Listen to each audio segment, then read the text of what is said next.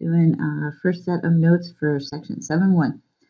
So we're going to be able to describe molecular motion in solids, liquids, and gases, intermolecular forces and how they help us decide the state of matter, kinetic and potential energy, and heat and temperature differences. So please read chapter 13. Hey, look, does that say bonus? I think it says bonus. Yes, it does. So look at page 385 and list 3 key ideas of kinetic theory and put it in your open note quiz. Well, put it in your notes so that you can put it in the quiz. All right. So kinetic molecular theory. So what does the theory do? It explains. So why is Keating Julian in this slide? Well, let's see what kinetic molecular theory explains. It explains that all matter is made of tiny particles, or it uses the fact that all matter is made of tiny particles to explain states of matter and motion of molecules, because those particles are in constant motion. So King Julian likes to move it, and all molecules like to move it. So that's kinetic molecular theory. All matter is made of tiny particles. Thanks, Bill Nye, for teaching that to us. And those particles are in constant motion. All right, so if those particles are in constant motion, then solids, liquids, and gases all have constant motion of their particles. So what kind of motion do solids have? Well, molecules are packed together, particles are packed together pretty close, but those molecules can vibrate. Okay? That's considered condensed because they're so close to each other. Liquid molecules can roll past each other and over each other and around each other, but they're still considered condensed because they're pretty close. Gases, on the other hand, they shoot all over, ignoring each other, so they're considered uncondensed, and there's a lot of space in between those gas particles. All right, so what holds matter together are forces. So forces between molecules and forces between atoms to make bonds. So what makes something solid? The strongest forces. So the strongest forces will be found between things that have solid particles. Okay? So solids have strong forces, liquids a little less strong, maybe say medium, and then gases have the weakest forces. So you see, these have the weakest forces, middle, and then they're solids, strongest forces. Now, when do we compare those? We compare those at the same temperature. Okay, so we got to compare things at the same temperature to talk about the forces between them. All right, so when we talk about states of matter, we also have to talk about energy. So there's potential energy, which I am sure you've heard of, but let's just refresh. So what is potential energy? It's the energy of position or stored energy. Okay. Usually we talk about the energy in chemical bonds because that's stored, and if we can get that out, we can use that energy. Okay. That's what your body's doing right now. Right now, changing that food into energy, right? Okay. Kinetic energy is the energy of motion. So particles are in constant motion, so they have kinetic energy at all times. Okay. So let's look at 3 things here. So we got chemical energy. So some people might think or understand that chemical energy is potential energy if it's stored in bonds. So chemical energy is potential energy stored in bonds. And it has to do with the distance between molecules too. So look at this next one. The distance molecules are apart. That's their potential energy. Okay? The further they are apart, the more potential they have. Think about if you had a table in your house. Oh, look at the table. You had a book on the table. Oh, look at the book. So the book has potential energy because it got from somewhere lower to somewhere higher. So if that book falls, boom, it hit the floor. Right? As it's falling, it has kinetic energy, but once it hits the floor, it has less potential energy than it did on the table because of the distance between the floor and the table. Okay? Farther distance usually means more potential energy. Molecular movement. Okay, remember King Julian likes to move it. So molecular movement has to do with kinetic energy and motion. All right, let's see what else is next. Heat versus temperature. Why are they fighting? No, they're just different. Okay, so let's talk about heat. When someone says heat, you should think of energy that's transferred from hot objects to cold objects. Okay? And because it's transferred from hot objects to cold objects, we can try to trap that energy or contain that energy or catch that energy, and it'd be measured in calories, symbol CAL, or joules, symbol capital J. But then we can put any metric units on that. So we could have kilocalories or kilojoules or millijoules or picocalories. So heat is measured in calories or joules, and it's the energy that's transferred from hot objects to cold objects.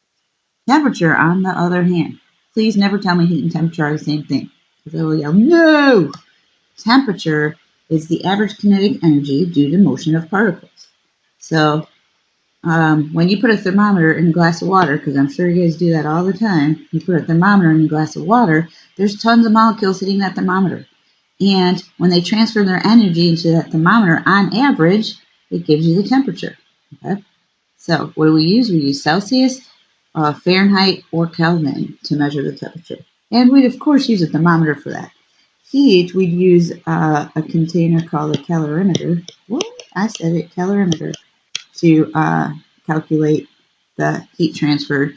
Temperature, we just use a thermometer. Okay, so the instrument we use is a thermometer, and we measure it in degrees Celsius for temperature. All right. Heat, we'd have to use an instrument called the calorimeter, and we will. Yeah, huh? You betcha. All right. So what does heat do to pure substances? Heat can change a phase.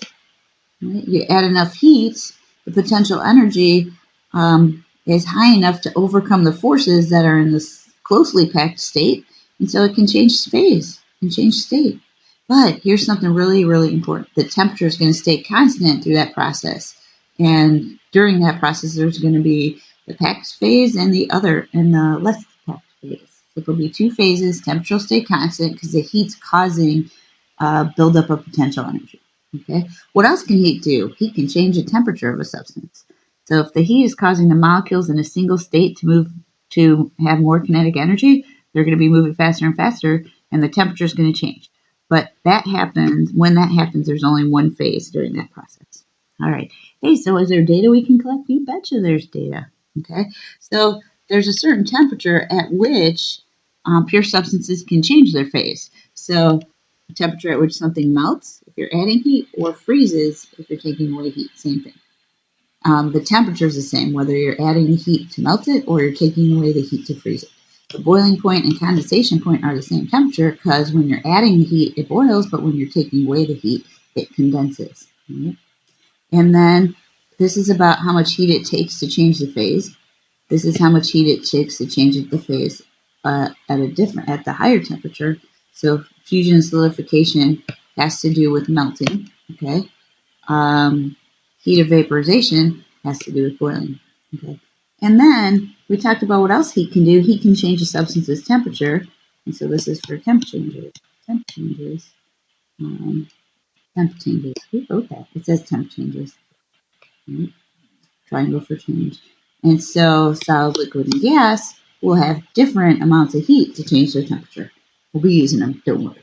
All right, so when we talk about phase changes, we're talking about, they're just going through a phase. Look at liquid, solid, gas. Yay, it's a gas.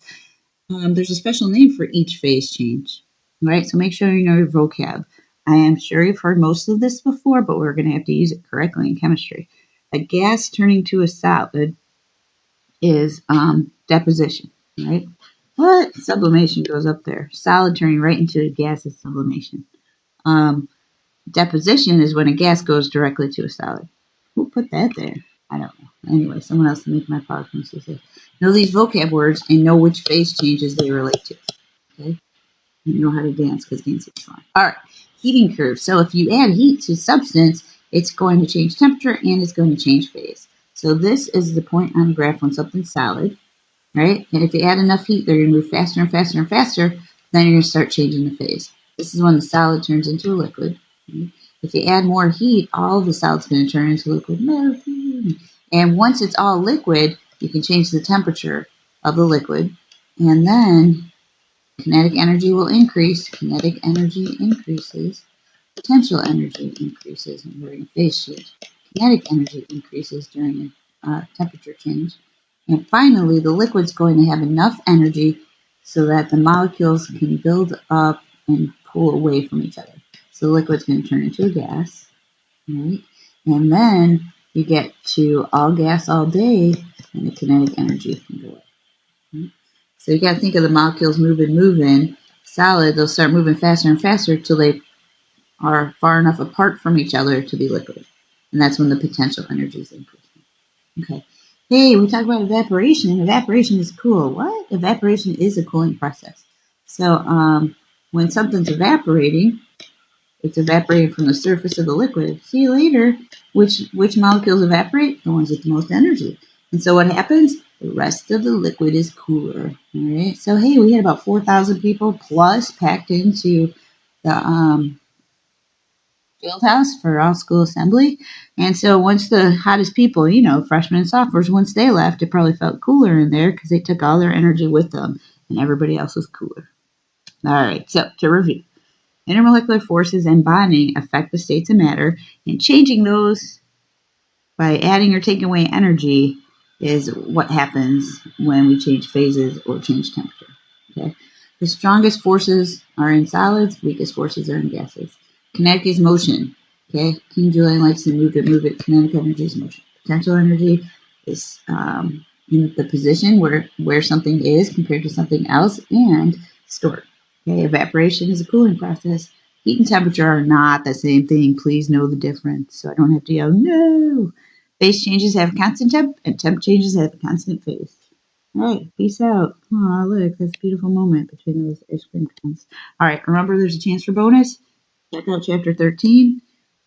And hopefully this is some of the stuff we learned today.